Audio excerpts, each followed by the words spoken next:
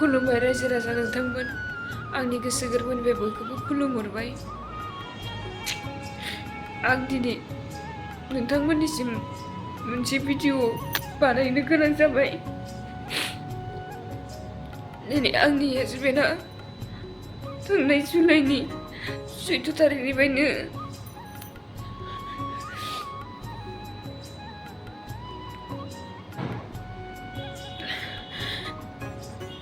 बिराद जोबोद सिरियासमोन। दा आंनि हासबेन्डखौ आङो बायादानि सिकनेस हस्पिटालाव भर्ति खालामनानै अपारेशन खालामनाय जाबाय। डक्टरा सरकारि डक्टरा खिथिनायाव जेबो हमनो हायैनि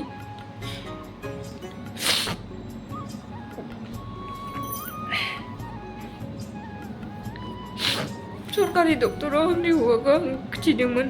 डक्टरानो जेबो बेमारखौ हमना मोनैनि थाखाय गुवाहाटिसिम लिरना होनाय लाबोबाय थानाय समावनो एम्बुलेन्स ड्राइभारा बिनि गोसा सिरियासखौ नुनानै बायादानि सिकनेस हस्पिटालाव सोनानै जोंखौ दोनफैदोंमोन आरो ओमफ्राय अपारेशनाबो दा जाखांबाय। ओमफ्राय दा मानसिखौ आइसिइउआव बेसेबा गोबाव दोननाय जादों।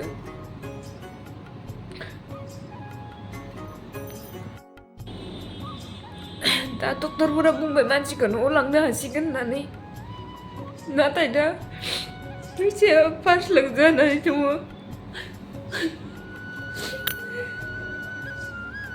फैसा गैयिनि थाखाय आं आंनि हौवाखौ बायख'नो हायाखै। न'खरनिफोराबो बुहुत हरबाय, दा फैसा फैनायनि जेबो लामायानो गैला। अन्नानै रायजो राजा नोंथांमोन आदै मादै आंनि फंबाय बिनानाव आंखौ अन्नानै थाइसे थाइनै बयबो सहाय खालामहरदो, जाहाथे आं आंनि हौवाखौ न'सिम लांनो हायो।